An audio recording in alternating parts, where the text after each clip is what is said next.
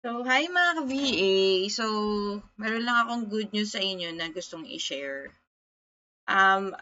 Last video ko, nag-share ako sa inyo na nag-apply ako sa Upwork. So, tinry ko lang naman. Actually, guys, ito yung first time na nag-apply ako sa Upwork. Sa tagal na tagal ko na maging VA, no? So, nag-apply ako dun sa mga job na pwede ako. So, yung skills ko, no? So, dito sa video na 'to, I'll try to give a live demo na paano ka ba magre-reply kung na-accept ka or nakakuha ka ng isang interview schedule sa Upwork. So, this is how it goes, no? So, ano yung gagawin ko para mag-reply ng maganda dito sa client na 'to, okay? So, kung nakita nyo, nag-apply ako sa um, isang customer support representative na trabaho. Try natin na um, mag-review, no? So, kagabi, nag-apply ako sa mga trabaho. At yung in-applyan kong trabaho is about CS work. Okay. Hindi ko lang ma-sure kung anong, saan sa apat na to yung client na nag-reply sa atin. Okay. Let's try to view yung message niya. Baka nandun yung, ano.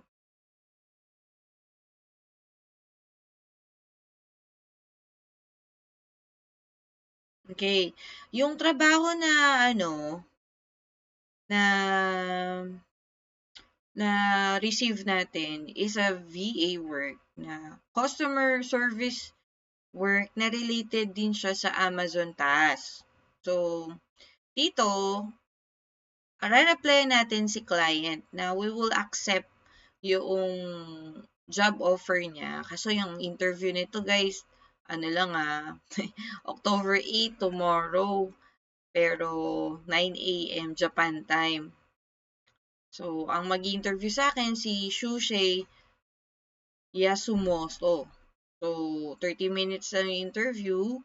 Ang sabi niya, in preparation for our discussion, please be ready to share specific example from your previous role where you have demonstrated your expertise in customer support management and Amazon-related tasks. Additionally, we have explored our experience in multitasking and team management to understood how you could navigate. Okay, sabi niya, navigate similar challenges in our team. So, baka mamaya maging customer support manager pa tayo dito, no? Sana. Pero ang hourly rate na offer niya is 4.79. So,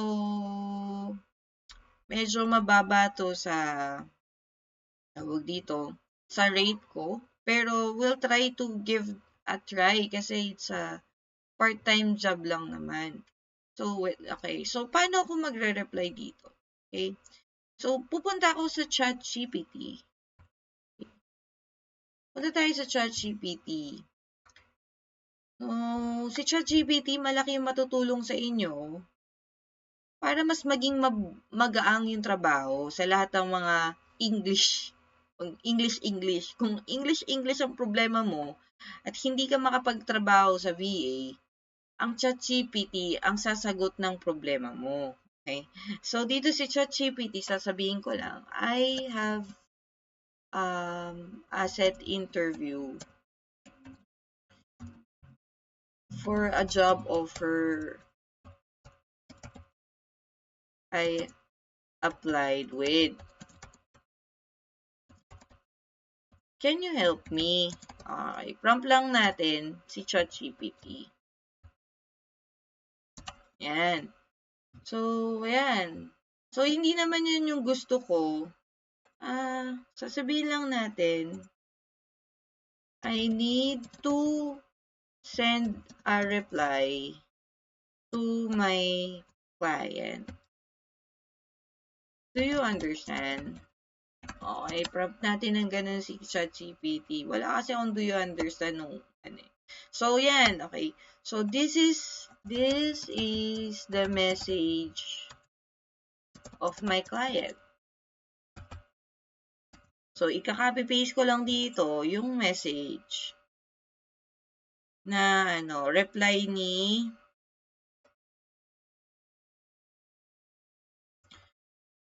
client, the future client sa atin.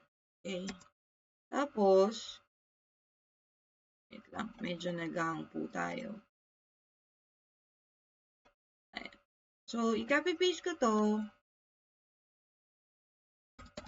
Tapos, balik tayo doon, yung kabuuan niya. Okay, copy paste na.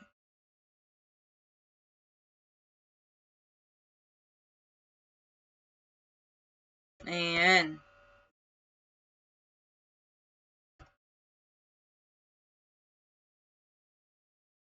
So, dito, ayan. I need a reply to this message. Do you understand? So, i-prompt lang natin sa ChatGPT. Sabi niya, yes, I understand. So, yan. Gumawa na siya ng pwedeng reply natin accordingly dun sa So, sabi ni ChatGPT, thank you very much for your kind message. I am thrilled to hear that my application resonated with your team. I am excited about opportunity to discuss experience and potential contribution with to your organization. I actually available interview proposed date time October 8, 9 in Japan time works perfectly for me. I look forward to your conversation with Jose in Zoom. In preparation for our discussion, I'll be ready to share specific example from my previous role and highlights the expertise in my customer support management and Amazon related tasks. Additionally, I will be ready to delve into our experience in multitasking team management, demonstrating how can I apply these skills and meet your challenges within your team. I greatly appreciate your consideration and I'm eager to explore how can I contribute to your organization's success.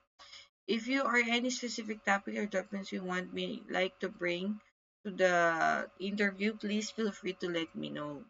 Once again, thank you for your opportunity. So, para sa akin, this reply is okay. I mean, naano niya naman, na-meet niya naman yung parang target nating reply. So, i-copy paste ko lang to. Okay, guys. Mga ka-VA. I-copy paste ko lang to. Siyempre, papalitan natin yung name dito. Yasumoto.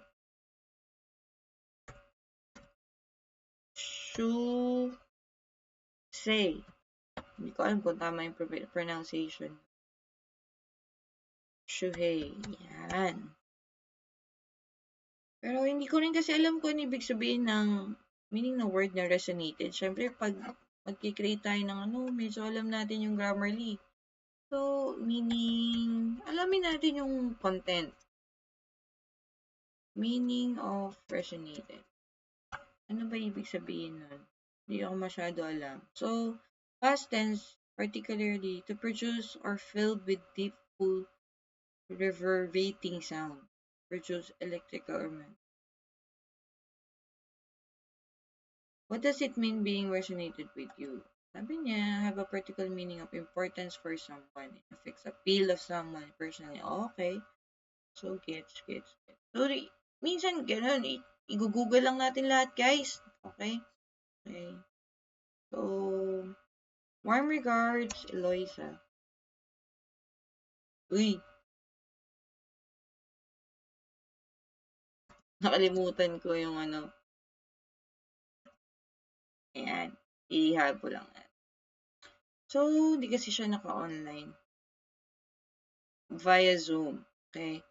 So, mangyari dito, we'll try to see, okay, kung ano yung pwedeng Meron ba dito schedule a meeting? Okay. So, that's it, guys, di ba? I can able to, let's say, send a reply to a client for a upcoming interview na hindi masyado nag-isip through ChatGPT. And I hope this video help you. Just let me know kung ano pa yung mga interested video kayo na gustong matutunan in applying VA work. And I'll be here. So just give it a like, subscribe, and comment down below para malaman ko kung yung mga insight nyo regarding with this video. And how could I improve more. Thank you and have a great day!